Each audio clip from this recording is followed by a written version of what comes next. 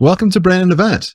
We are delighted to be joined by Andrew Sepielli, got a new book coming out with Oxford University Press called Pragmatic, Quietism. Andrew, would you like to start with a thought experiment?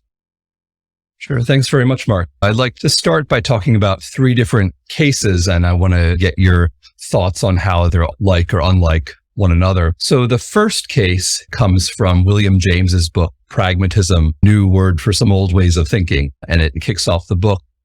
And it's a case that I'm going to call Squirrel. So James and his friend, his hiking companion, right? They're going for a walk in the woods, and they see this man chasing a squirrel around a tree. And his friend says, "Oh, look at that guy over there running around the squirrel." And then James says, "Well, he's not really running around the squirrel, right? He's chasing the squirrel around the tree, but he's not thereby going around the squirrel." And his friend says, "Well, of course he's going around the squirrel, right? First he's to the north of it, then he's to the west of it, right? Then he's to the south of it, then the east of it." And James says, no, but he's always in the back of it, right? He's never to the right side of it or in front of it, right? So that's an example of the sort of debate that James wanted to try to dissolve through his pragmatic method. It's the sort of debate that many people since then have called merely verbal or non-substantive or semantic or something like that, right? So that's one, Squirrel. Right? Here's another maybe more familiar sort of debate. I'm going to call the debate socks. So imagine I'm asking my wife, like, "Hey, I don't know where the socks are." And she says, "There's some in your drawer." And I say, "No, not there." And she said, "No, they should be in there." Right? So we're having a kind of dispute. This one does seem to be substantive. It's about whether there are socks in the drawer, right? You can come up with many other debates that just seem like paradigmatically very substantive debates that admit of a kind of right answer. Right? And then the third case I want to talk about is familiar to many viewers and listeners. It's one that I'll call trolley. So it's basically about whether if a trolley is headed in the direction of 5 people about to run over them and squash them, and you have an opportunity to push somebody in front of the trolley and thereby prevent the trolley from hitting the 5 people, but it'll squash and kill the 1 person, is it the right thing to do? Right, to push the person in front of the trolley. So why do I mention these cases? Well, I think that most people working in metaethics or the foundations of morality who think that ordinary ethical judgments are like beliefs, right? There's so-called cognitivists. They are inclined, I think, to assimilate disputes like trolley to disputes like socks, right? That they're both substantive disputes. And then they start worrying about what happens if there are no such things as rightness in the world or goodness, right? In the way that there seem to be socks in the world, right? Whereas I'm inclined to think that in crucial respects, the trolley case is much more like the Earl case. And so much of my case for what I call metaethical quietism is based on assimilating debates or episodes of inquiry like Squirrel and debates or episodes of inquiry like Trolley. So then a question arises, is a consequence of that view that ethical discussion or discussion about right action is nonsensical, that it doesn't make sense, that it's silly to have those discussions? No. So as to the theoretical consequences, like my first pass diagnosis, and this kind of gets refined as the book proceeds, my first pass diagnosis is it means that normative ethical disputes like trolley are not representational, right? That they don't kind of hold out the prospect of accurately representing or mapping the world in any kind of robust sense. But I try to argue that there's a difference between, on one hand, whether a dispute is representational, and on the other hand, whether a dispute is worth having, right? Whether there's anything of significance up for grabs. So what I think about normative ethical disputes is that they're significant, right? They're not the kinds of things where we would say, oh, you could go either way. What's the point? What's the difference? You don't really settle them by like stipulation, right? You're not going to say like, look, let's just stipulate by wrong. It means it fails to maximize utility or something, right? You would never settle it that way. So they're significant in that way, but like the squirrel dispute, they're not representationals, right? So their significance inheres in something other than getting the world right in the way that like a map might do. Right? So it seems like one account that you could have about morality is that there are moral facts that sketched into our universe are certain rules of conduct. A notion that people have inherent dignity, that it's wrong to violate their rights, that maximizing pleasure is one of those things that's caked into reality, that you must be virtuous.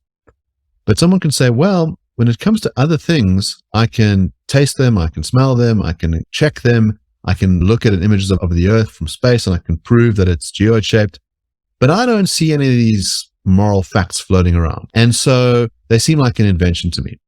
And you want to say, well, that is the case. There aren't these moral facts floating around, but nonetheless, we can have a conversation of substance when we talk about morality. And so it seems like the move that you make is say, well, that maybe it's just accept a certain convention.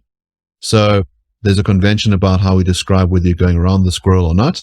And so you can say in terms of that convention, we can make certain claims. It's true that it is perfectly moral to push the fat man in front of the trolley if the convention that you adopt is utilitarian, let's say. And it's true that it's immoral to do it if the convention that you have is you can't violate people's right to life. But then the question becomes, how do we pick between these conventions? If you say there's no fact of the matter, why should I prefer one convention over the other?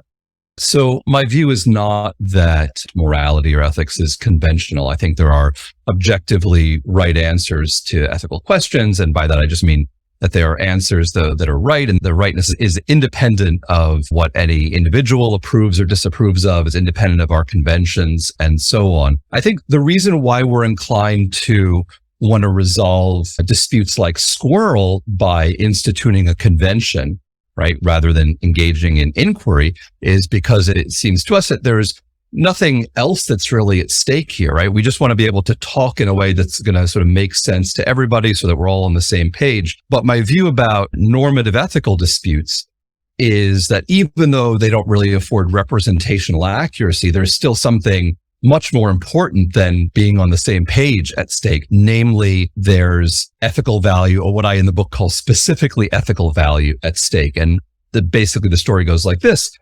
So the conclusions we form pursuant to normative ethical disputes are that they influence our affective states, they influence our actions. You want to do the right thing for the right reason. And that kind of specifically ethical value is up for grabs in these debates, even though they're not representational, whereas there's no similar kind of value generally up for grabs in a dispute like squirrel, one that's intuitively not representational, but also doesn't really afford anything of ethical significance. And the reason why it matters that these debates are not representational is because that's how I try to secure the independence of ethics from these other fields like metaphysics and philosophy of language or semantics, whatever you want to call it, and the independence of ethics for the kinds of arguments about what we're rationally committed to by engaging in agency or discourse, right? Those kinds of arguments. So the kind of quietist picture of ethics is that there are right answers. Usually quietists will want to say that at least some of those are stance independent or objective, but that ethics is this kind of autonomous sphere, right? That those right answers don't depend on considerations drawn from metaphysics or the philosophy of language. But that's the picture. It's not that I endorse any kind of like conventionalism about ethics. Okay, so if I understand correctly, your view is consistent with the following. Suppose that ethics doesn't represent anything real in the world and that ethics doesn't exist. So there are no moral facts. So just suppose that for a moment. I assume your view is consistent with that. It doesn't necessarily espouse that, but it's consistent with that. Now, given that, your claim is that even if that were the case, it wouldn't affect whether we can talk about ethics. It wouldn't affect whether we can have ethical discussions and disputes and debates and come up with one answer that's better than another. But now look at an analogy. So suppose I'm really into unicorns, right? So I want to chat about unicorns all day and I create the University of Unicorns. It's Unicorn Studies University. And we chat about unicorns all day and we debate whether they have red hair or pink hair, and we say that one unicorn is better than another and one is stronger than the other, and one runs faster than the other. And at some point, someone comes to us and says, but hold on, unicorns don't exist. And I say, well, that doesn't matter. I'm a unicorn quietist. So I say, well, we can still chat about unicorns. We can still debate in useful ways which unicorn is faster or slower or has brighter or darker hair. And those debates are not in any way threatened in value by the claim that unicorns don't exist. And that seems counterintuitive. So what is the difference here between ethics and unicorns? It's a great question. Just before I say something about the unicorn dispute, you said to me, look, Andrew, your view is consistent with the claim that there are no moral facts. If by there are no moral facts, you mean nothing is right or wrong, then I disagree with that, because then it seems like the claim that there are no moral facts is a claim just like within ethics. And my view is that within ethics, like, yes, some things are right and wrong, and their rightness and wrongness is independent of our judgments, right? But if by there are no moral facts, you mean the world does not contain irreducibly normative properties, right? It's a claim that you think of as being in metaphysics rather than ethics. Well, right. So there, I think that the existence or non-existence of these irreducibly normative properties is irrelevant to which, if any, ethical claims you ought to accept. But now your question, okay, the parallel sort of move when it comes to unicorns seems obviously mistaken. So what's the difference? Well, it's because the unicorn dispute is more akin to the dispute about the socks, right? I mean, of course, it involves a magical creature that the mainstream media tells us does not exist, but it's still the same kind of intuitively representational dispute. And then if the question is, well, getting a little bit deeper down, what's the difference? In disputes like unicorn and socks, the conclusion that one forms influences two things. So first of all, it influences what you might call non-conceptual representations of the world. So it influences the way we picture the world, right? The way we sort of imagine things will sound, right? And this is a kind of representation which is, it's more like the way that photographs represent the world than the way that nonfiction books represent the world, for instance, right? And in disputes like squirrel and trolley, the conclusions don't influence non-conceptual representations in that way, right? The way that I think that the world will look if utilitarianism is true, for instance, the same way I think it'll look if utilitarianism ends up being false, right? But in disputes like unicorn and socks, these seem like disputes where the conclusions you form do influence the way we represent the world non-conceptually. The other thing is that in disputes like the unicorn and socks, the conclusions we form influence action, but they influence action in a particular sort of way. They guide our action in a way that a map guides action, right? Whereas in ethical disputes, as I said, and I think I'm probably right to most people, the conclusions you form guide action, but they guide action in a way that's different than the way that a map guides action. And maybe you might think more like the way that like a shopping list guides action, or like a set of instructions guides action. They don't show you the way the world is, and then you can use that to like pursue your aims, whatever they happen to be. In ethics, when you change your mind, you change what those very aims or ends are in the first place. But yeah, so that's why, suppose you were to use some kind of argument like, I don't know, argument from explanatory dispensability, right? Or something like Occam's razor to try to show that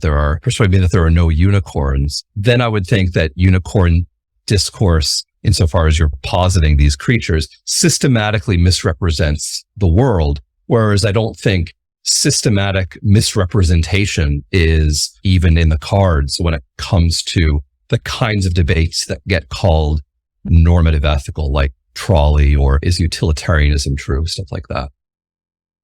So I wonder if you can sketch out an argument for why ethics should be able to sit in its own realm. If the claim is it's unlike natural facts about the world, there aren't these normative properties sitting anywhere, but it can have its own language and it can lead us to certain kinds of truths. I'm interested to know how the gap gets bridged. And then I wonder about parallel value theory stuff. So when we talk about whether something is beautiful or ugly, it's not obvious that inheres into any object. It seems like a normative claim that when we say this is desirable or beautiful, when we want to say that sits in a similar realm of truth to ethics, do you bridge similar gaps? Do you say that aesthetics has its own special place? How do these things interrelate? I mean, on my view, ethical debates are of a particularly strange type in a way that I think hasn't been fully appreciated, right? They're not substantive like ordinary debates about cabbages and kings. So they're very strange. And so it does take more of a kind of theoretical apparatus to unpack what exactly is going on. But yeah, to answer your question, so my book is again called Pragmatist Quietism. And by pragmatism, I mean the approach to inquiry where we endeavor to fundamentally guide our belief formation by evaluative sorts of considerations, right? So I mentioned that in these sorts of ethical debates like trolley and like utilitarianism and so forth, they afford what I called specifically ethical value. And you might look at that and you might think, well, like, where is this value coming from exactly? Like, how do you get this starting point that they afford specifically ethical value? Well, the kind of pragmatist strategy for answering that is, as I put it in the book, to turn the sort of dangling explanandum into the universal explanand. So you try to vindicate everything in a way that's fundamentally evaluative. So for example, when you think about a dispute like socks or unicorn, I had been before talking about representation and substantivity and so forth. But the pragmatist approach is actually to approach those disputes and say, look, not what's the case, but what should we believe? And there, I think you should be guided by what in the book called truthy values. And by truthy values, they just mean the values that like seem intuitively to be bound up with accurate representation of the world, right? But the idea is still like you're not fundamentally endeavoring to represent the world correctly, fundamentally endeavoring to sort of guide your belief forming practices by evaluative considerations. It's just that in these disputes like socks and so forth, the relevant kinds of values are what I call the truthy ones. So that's the kind of pragmatist approach to inquiry generally. And I think that it forms as much of a kind of unified package as any kind of, you might call it representationalist view, even like a kind of austerely naturalist one. What the pragmatist wants to say about ethics, namely, you should accept the ethical conclusions that, such that doing so would yield the greatest specifically ethical value, is basically the kind of thing the pragmatist wants to say to vindicate every other view or every other domain of inquiry that's worthy of vindication. So that's the kind of general strategy. If you ask, like, where's all this coming from? For the pragmatist, it starts with values, and then you could ask, where do those come from? But my thought is you can raise the exact same kinds of questions for the pragmatist opponent, the person I call the representationalist. So for example, for the representationalist, certainly at least on the internet, people often make fun of these questions like, what grounds the fact that this grounds the grounding of the ground and things like, it gets made fun of.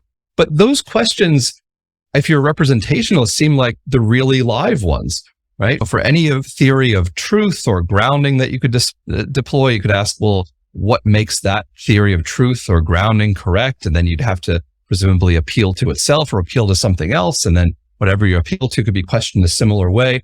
So ultimately, I think the kind of game is trying to get a kind of philosophical world picture that's explanatorily unified. And I think that pragmatism does a really good job in this regard. But it's a kind of philosophical world picture where you're starting by kind of helping yourself to values in the way that the representationalist is starting by helping themselves to a conception of truth or of what there is, and then just seeing what can be vindicated from there. And at least from my point of view, that is objective morality. As far as the aesthetics thing goes, that's a nice question. I'm not exactly sure what to say about it because I haven't thought enough about aesthetics to get a sense of why it is that these debates matter to us. They seem to matter to us, right? I mean, I think the kind of underlying question that I'd want to answer first there is a kind of psychological one, and I'm not exactly sure how to answer it. So I can see why your view is consistent with the idea that moral debate matters, that it's action guiding, that it has an impact on our lives.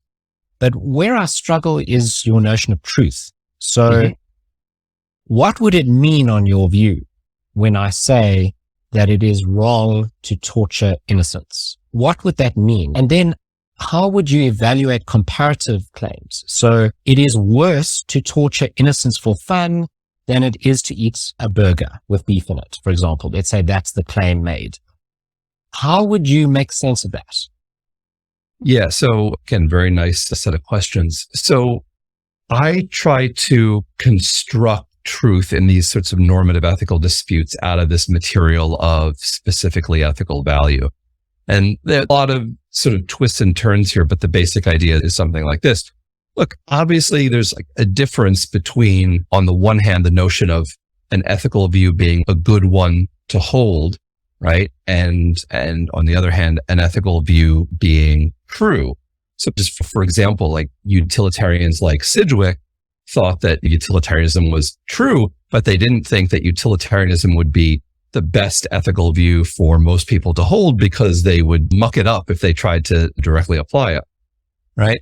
But nonetheless, there does seem to be a connection. And so I try to elucidate the connection as follows. Imagine an advisor, right? Somebody giving you advice about what to do. And they were saying, do this, do that, right? They're kind of pointing you in a certain direction. So if an otherwise ideal advisor who had been sort of equipped with a certain set of ethical views, right? So you imagine somebody who's otherwise ideal, right? And then you put a certain set of ethical views in their head, and they advise you to do all and only right actions, right? Then those ethical views are true in this kind of lightweight sense that I have in mind. So there are a few crucial ingredients there, but basically start with these evaluative considerations. And then I kind of construct sort of truth out of those. And in fact, that's the way that the pragmatist really would approach even disputes like socks and unicorn, right? Ones where we might think of as substantive. They would start with this question of which answers are the ones that have a positive truthy value, and then say, well, those are the ones that I'm going to call true or correct. At least the pragmatist in my sense. As for comparative claims, yeah, I mean, I think the kind of apparatus that I'm putting out there at least handles those pretty well, right? Again, I mean, real quick, I mean, we're at the sort of point where the fact that the book has a sort of pragmatist starting point is sort of becoming really important. And so whether the whole thing collapses like a house of cards or like stands like a glorious tower, right, is, I think, going to depend on how pragmatism fares as a sort of general philosophical approach to inquiry, right, as compared with the opposing picture, sort of representationalism. But again, my view is that it fares well, and that all of the questions that you could pose for the pragmatist, like basic, like skeptical worries you keep asking, why, I think the same questions the questions of the same form arise for the representationalist. But hold on. So I'm not sure that's true. So in the case of the representationalist, suppose you have an advisor and the advisor is telling you, well, you should do this rather than do that, or there's better reasons to do this rather than that. We say, why? What are those reasons? And you know what the representationalist says? Well, let's say he's a utilitarian. He says, well, if you do this action, it's going to cause more suffering in the world than that action, and suffering matters. So suffering is a bad thing, and so you want to minimize that, and that's why you shouldn't perform the action. That's why you shouldn't torture innocents for fun. Now, we ask the pragmatist this question, and the pragmatist advises, well, the advisor will refer to suffering, right? But then we say, but what's wrong with suffering? Why is that a problem? And the supervisor says, well, there's no good or bad, exactly. There's no like objective right or wrong here, good or bad, but it just is the case that there's more suffering generated by this action than that action. And I say, well, is that a reason not to perform that action that produces more suffering? And he can't give me an answer. But the quietist, pragmatist, whatever you want to call me, right? I'm going to say the same things within normative ethics that the sort of realist who's talking about like robust, irreducible normative properties is going to talk about, right? So I would say same things about what matters. I would say the same things about what's good and bad, right? I can say all of that, the same stuff within ethics, but then the question is, okay, well, how do you sort of ground or vindicate any of that? My way of grounding it is going to be of a piece with my way of grounding or vindicating domains across the board, which is going to be this evaluative way. They're going to say something about the distribution of these properties or about the reference of moral terms and so forth. And I should say, as I sort of intuitively see my own picture as a more attractive one for the following reason. It seems to me that these more traditional realists are going to sort of be guiding their ethical inquiry by considerations that seem to me to be irrelevant to fundamental ethics. So by things like theories of reference, so forth, right? I take it that most people listening to this or watching it are not prepared to change their views about how they should live their lives based on whatever new theory of like reference is like coming down through the journals or something like that, or that they're not asking about the kind of criteria for like the best metaphysical reduction of values to facts and then prepared to change their ethical views on that basis. So that is to say, they don't see ethics as autonomous. And I can understand why there is this kind of longing, whatever you want to put it that way, for a foundation. But then once you see what giving it a foundation involves, you see that it involves like holding ethics hostage to these domains of inquiry, which it seems like actually quite counterintuitive to think that they should be afforded any kind of say. So I want to think about other ways in which people divine what's true. The one might be in the scientific realm. A scientist will have an hypothesis about something, and so throws out a view and then tests it against reality. So they'll run a bunch of experiments, they'll see whether the hypothesis comes out, and they might shift the hypothesis based on the experimental data that comes out. Yeah. One is this Rawlsian approach. So you think, okay, I've got a set of intuitions about what's right, and I've got a theory, and then I go and see whether my theory kind of generates results that line up with my intuitions, and then I move between the two poles. So I go, oh, this thing's really counterintuitive. Maybe my intuitions are wrong, maybe the theory's wrong, and strike this reflexive equilibrium. And it seems like what you've described sort of fits in that Rawlsian camp, where you're saying, look, we're not sure what's actually true. I check my intuitions, I help myself to some sort of normative stuff, and then I see how I go. Where I worry is when you have clashing intuitions. So you've helped yourself to a certain set of normative values. Someone else helps themselves to a different set of normative values. And you both say it's internally consistent. If you look at what I'm doing in terms of the actions in the world, they totally align with my intuitions. And the other guy goes, yeah, they totally align with my intuitions, but they're different intuitions and we're doing different things. How do you settle this dispute when you say they're all just in the truthiness category? There's no real fact of the matter. They're just sort of, the vibe of it feels true based on the process that I've used. So let me start by just like talking a little bit of smack about the other side, and then I'll say what my side has to say about it. So yeah, I mean, first of all, even when it comes to just sort of paradigmatic cases of confirming a hypothesis by looking at the world, there's a kind of question that arises about why this incoming experience should be taken to confirm a certain sort of hypothesis. There you're relying on at least tacitly on some kind of theory of truth or representational accuracy, that sort of thing. And there's theories of truth are the kinds of things that are contestable, just like theories of value are. And then when it comes to ethics, for example, so like the sort of representationalist opponent, right? Controversy, kind of confronts them as well, right? You can imagine two people, one who says, this is the correct theory of reference for ethical terms. This is what explains why they refer to this rather than that. Somebody else says, I'm of the opposing camp in the philosophy of language, and here's the right theory of reference for ethical terms. And according to this theory, good refers to this other thing. And then you have a controversy, and then you have to, I guess, engage in philosophy of language or something to settle it. So this general kind of worry about, well, why do it this way rather than that way, I think is going to arise for anybody. But yeah, of course, it arises for the quietist as well.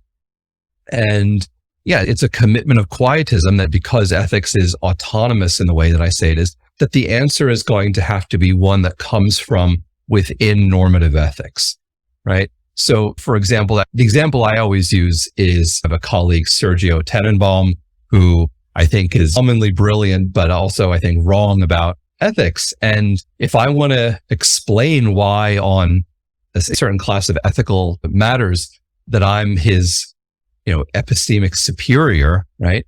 If I'm a quietist, I'm not going to be doing it by saying, oh, well, it's because I'm better at unpacking concepts than he is. And here's my theory about the structure of concepts and why I would be better at unpacking that structure. I'm not going to say, oh, it's because this is the nature of irreducibly normative properties. And here's why I have a better line into those properties than he does, right? Like I put on the sunglasses or something like that. So I'm not going to say anything like that. The answer that I'm going to give, and I actually think this is the answer that you should give, is going to be an answer that's rooted in first order normative ethics. And there are deeper and shallower answers. Like, I mean, if I try to explain why I'm more likely to be right in my intuitions by just pointing to my track record and saying, look at all these intuitions I've been right about and he's been wrong, right? That's unsatisfactory.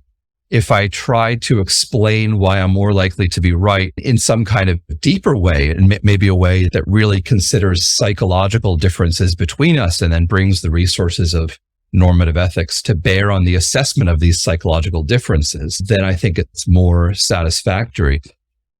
So just a quick follow-up.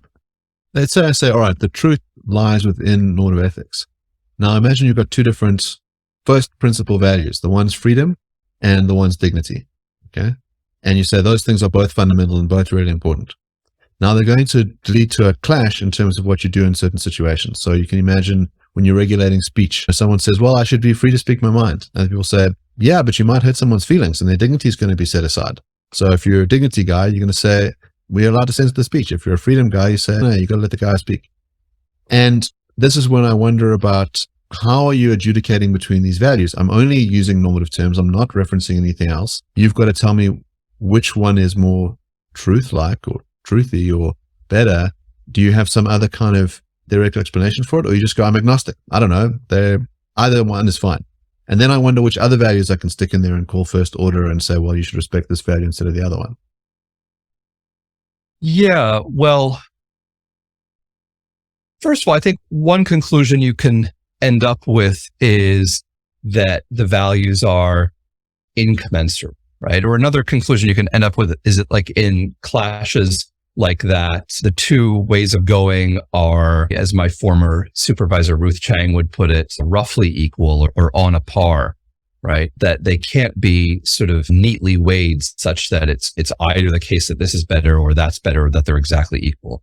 So these are options that are not inconsistent with my position. And then if you wanted to see sort of how to weigh them, again, I think that one possibility is that you can come up with some kind of deep explanation for why you ought to care maybe more about one than the other. And again, because of my own ethical views, like I don't have that kind of deep explanation available. If I cared more about stuff like freedom and dignity, maybe I would, right? But that's one option. The other possibility is, no, you can't come up with any kind of neat explanation, but you might still want to say that there's a right answer to how they ought to be weighed off against each other. I mean, anybody doing normative ethics, right, has different sorts of desiderata, right, in kind of building a theory, right? So one thing I think we care about is stuff like, extensional adequacy, right? You want to be calling things that seem obviously wrong, right? You want to be calling things that seem obviously permissible and so on, right? You also care about some kind of theoretical unity, right? And so, for example, you don't want to be trying to capture all of the cases through this kind of hodgepodge of different principles that don't seem to have anything to do with one another, or just by saying there are no principles at all. Or at least, again, I don't find that satisfactory. So there's kind of two theoretical desiderata, and they have to be somehow themselves weighed against one another.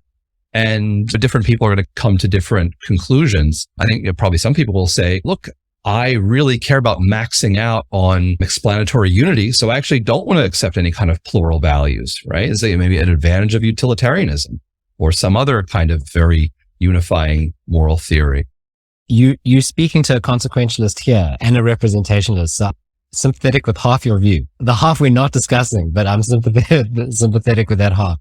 So, okay, I think you might be making a mistake with the following argument. So as I understand it, this is one of the arguments you provide. So you say, well, when the everyday man and even ethical philosophers are discussing whether a particular action is right or wrong, or whether a particular event is good or bad, they don't refer to metaphysicians and they don't refer to linguists first. So they don't first go and check out what the latest developments are in the philosophy of language and the reference of how moral terms refer. They don't look at the details of the metaphysics and the ontology of ethics before they decide whether it's wrong to slaughter or torture innocents for fun. They just make the proclamation and they're entitled to do so. And then you conclude from that, well, it seems therefore that philosophy of language and metaphysics and ontology doesn't really have a bearing on the value and the importance of ethical debate. But now here's the error, is that there's different types of debates amongst philosophers of language and metaphysicians and ontologists. So it doesn't seem that important whether our ethical terms refer through a descriptive theory of reference or a causal theory of reference. The details don't really matter.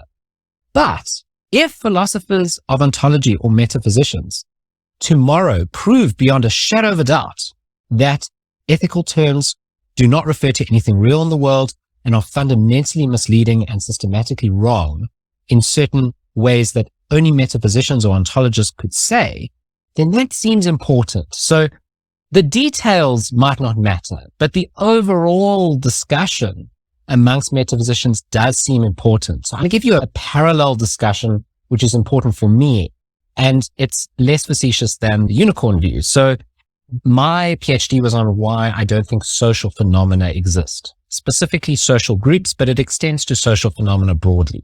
So I don't think there are social groups. I don't think that there's countries. I don't think there's political parties, families, marriages, and that when we are talking about these entities, we are uttering claims that are fundamentally false. The same way as when we talk about witchcraft. I think that talk about social groups is similar to talk about witchcraft, and all those claims are false. They're not just sort of useful. They're wrong. They're systematically wrong and fundamentally misleading. And if I were to say that, and I have said that to sociologists, they don't say to me, well, it doesn't matter whether the Democrats exist or whether the Republicans exist or whether the president exists. None of that doesn't matter. I'm not interested in that. We can still debate whether the Democrats will win the next election. And I say, but there are no elections. And their reaction is not, but that doesn't matter. Their reaction is, oh no, you are wrong.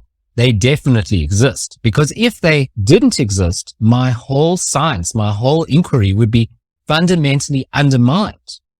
And I feel like if you were to say to ethicists, well, ethical terms have no reference, they wouldn't just say, well, you have your metaphysical debates. They'd say, well, that matters to me. Right. So let me maybe say something on behalf of the sociologists. I mean, I feel like the answer that they're giving you may not be, like, philosophically speaking, like the best sort of answer. I mean, I think if I were them, I would probably say something like this sort of inquiry that you're engaging in, where you try to find out whether there are witches in the way that's sort of ordinarily done, or whether witchcraft is real, or whether phlogiston is real, whatever it is, right, is different than the sort of inquiry that, or dispute that you're engaging in when you say that there are no such things as elections and no such things as social groups and so on.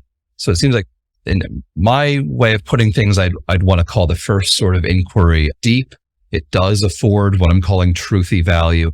The second sort of inquiry seems to be superficial, that it doesn't afford the sorts of debates that afford truthy value. So I think your mistake is in treating these kinds of disputes as though they're disputes of the same type. And so then why, as a sociologist, then would it make any sense to say you're wrong, right? As opposed to just like, okay, well, it's a superficial dispute anyway, so you say your thing, I say mine.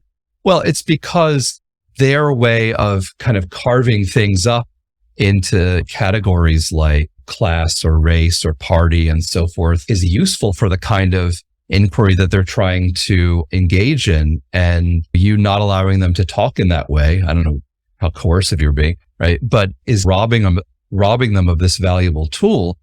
And I guess it sounds a little bit flippant, but here's maybe a kind of way of illustrating the difference. I mean, I welcome this kind of dispute, but it's like, if you think that physical phenomena are caused by magic or witchcraft or whatever, then you're going to systematically sort of mispredict the world. The success of your actions is going to be thwarted, right? I mean, if you try to like found a company that's sort of based on the idea that witchcraft is like really doing something, you're going to lose a lot of money, right? Whereas people have gotten very rich making predictions of the sort like, this party is going to win the election. This group of people is going to respond to this change either within the marketplace or within the, polity in a certain way.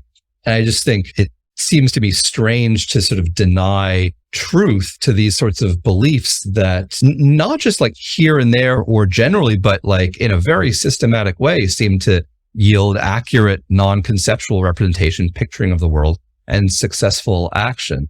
Sorry, getting too into the sociology thing for a second, but I just think it's useful because it's obvious that we are approaching these things in very different ways. And so, I mean, it's an interesting debate and a whole new episode on its own, because I deny a lot of that, the predictive success of the social sciences. But even when there is predictive success, I'd say it's no greater than the witchcraft doctors. So the witch doctors, they also make predictions and they root those predictions in their theories, and their theories will often get things right.